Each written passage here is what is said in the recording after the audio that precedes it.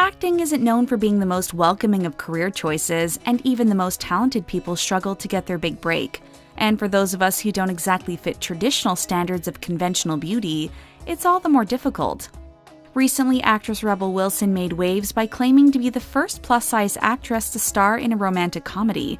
We'll talk about what Rebel got wrong here and why it's such a big deal. There's always a controversy going on in Hollywood, so come along with us as we spill the tea on this hot topic.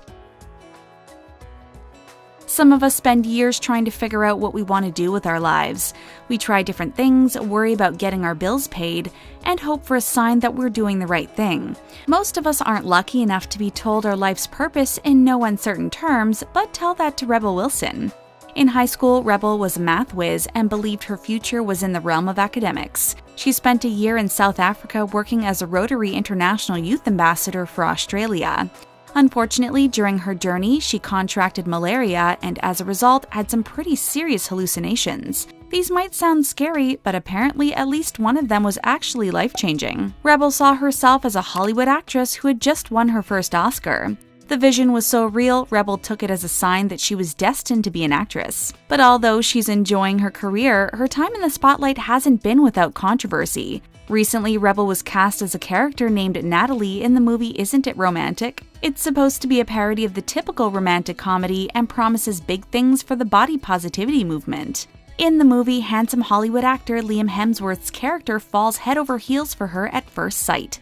It's no secret that playing desirable characters are usually reserved for slender women.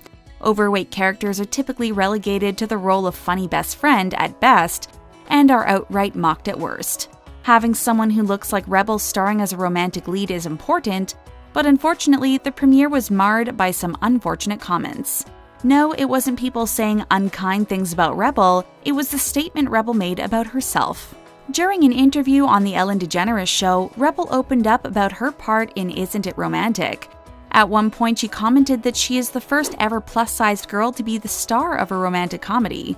Okay, that's a total record scratch moment. And to make matters worse, Rebel also expressed this sentiment via Instagram. While Hollywood definitely has a long way to go as far as inclusiveness is concerned, there have been many other plus-sized women in romantic comedies. Fans on Twitter were quick to point this out, mentioning stars like Monique and Queen Latifah.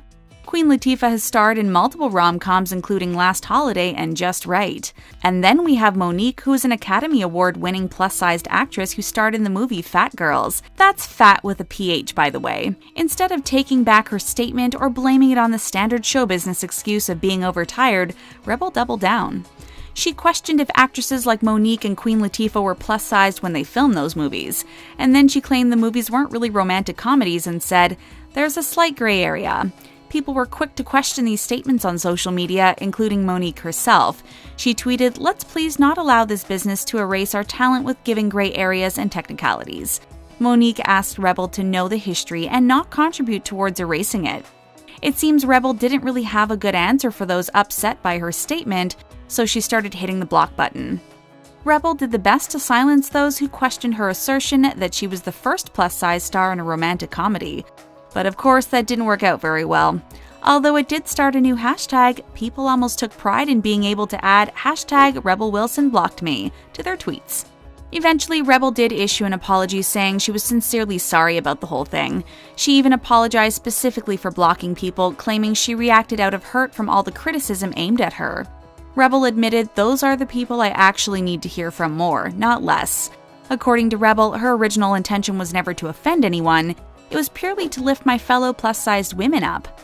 She claims Isn't It Romantic is all about being positive and has such a sweet message, and she's sorry she detracted from it with her actions. She tweeted that she neglected to show the proper respect to those who climbed this mountain before her. Rebel acknowledged Monique, Queen Latifah, Melissa McCarthy, and Ricki Lake specifically, as well as many others. Rebel admits she struggles with using Twitter during the best of times, finding it a useful marketing platform, but being wary of potential dangers. She worries about accumulating stalkers or being robbed, which is actually a fair concern. Kim Kardashian was famously robbed because she had broadcast her location on social media. However, Rebel claims she loves connecting with her fans, so she does try to maintain a social media presence. And perhaps to drive this point home, she unblocked at least some of the people she had blocked during this whole debacle. But still, the controversy persists, and it's not hard to see why. While plus-size stars struggle to be represented fairly in Hollywood, so do many other groups of people. Some fans couldn't help but notice that the actresses Rebel was snubbing, as well as the majority of fans she blocked, were all people of color. There are many industries in which women and people of color are grossly underrepresented, and one of them is movie criticism. Researchers at the USC Annenberg School for Communication and Journalism looked at reviews for the top 100 grossing films of 2017. They discovered that 82% of the reviews were written by white people, and of the reviews, only 20% of them were written by women. With this in mind, it's easy to see how Rebel's actions struck a serious nerve. Not only do women and minorities struggle to get representation on screen, but behind the scenes as well. And then there are the pay gap actors have to deal with. It's easy to look at big Hollywood stars and assume they're getting paid loads of money.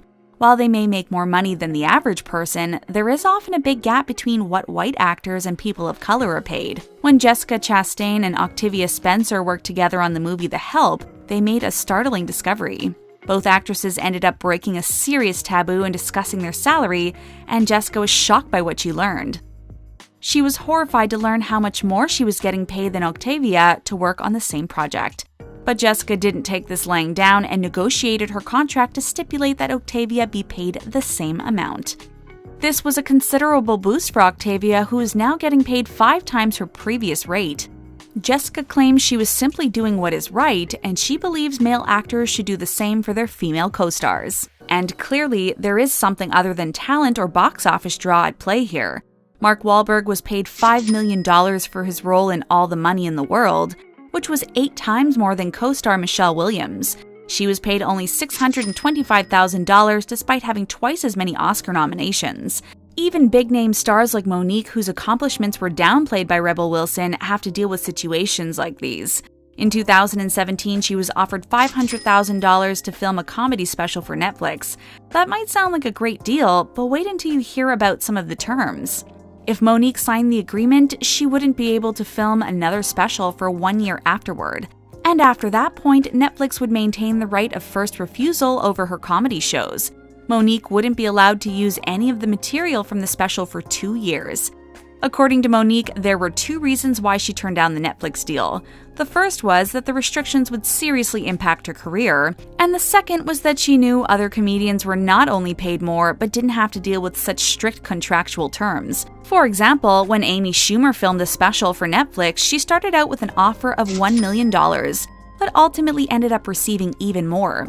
With all of this in mind, we're sure you can imagine how unhappy Mo'Nique was when Rebel called into question the validity of her acting roles. Now, we're not trying to say that Rebel Wilson claimed to be the first plus-sized actress in a romantic comedy in order to perpetuate any of this. Based on her statements, it was based more out of ignorance and less out of malice. But we do think it's important to talk about these issues in order to understand what people are so upset about. Women and people of color have a hard enough time making it in Hollywood without people flat out pretending they don't exist. As a fellow actor, Rebel should have been more aware of what she was saying. And if she really does want to be a voice for plus-size actors, she might have to get better about dealing with criticism. After all, you can't block everyone who disagrees with you in the real world. And this isn't the first time Rebel has caused a stir due to her answers during an interview. Back in 2015, she talked to the magazine Woman's Day and made some pretty fantastical claims, including her malaria story. She also claimed to have gotten into a cage with a leopard, survived a shootout, and said she grew up in a rough neighborhood. The magazine made Rebel out to be a liar at worst and exaggerator at best. The whole thing started when Rebel admitted she had been evasive about her age. She said she chose not to correct the assumption that she was younger than she was at the time. Also called into question was the fact that Rebel claimed a very well-known celebrity belongs in her family tree. Rebel says her great-aunt was married to Walt Disney. This was even brought up in court at a trial for defamation, along with various other claims Rebel had made. Eventually, after an exhaustive court case and appeals, Rebel ended up winning a $600,000 judgment against the magazine and promised to donate all of it to charity. In addition to being a talented actress, she also started a plus-size clothing line called Wilson's x Angels.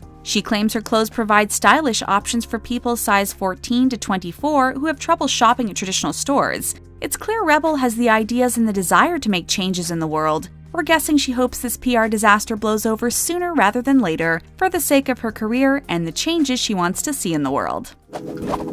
What do you think about Rebel Wilson's comment about being the first plus-sized rom-com actress? Was it nothing more than a simple slip of the tongue or a symptom of something more worrying? Let us know what you think in the comments section and then click subscribe for the latest videos from us here at The Taco. Thanks for watching, and we'll see you again next time.